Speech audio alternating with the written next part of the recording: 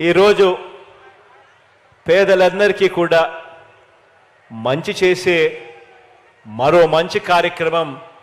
ఇవాళ ఇక్కడ నుంచి జరుగుతూ ఉంది.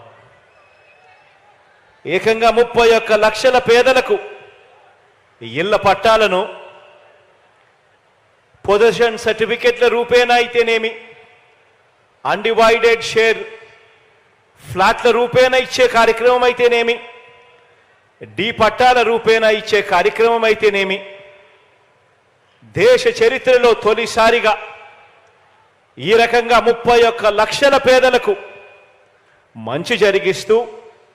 ఈరోజు ఆ పేదలకు, ఆ అక్క చెల్లెమ్మలకు ఇచ్చిన డి పట్టాలను సైతం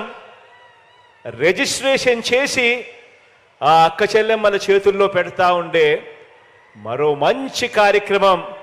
ఈరోజు ఒంగోలు నుంచి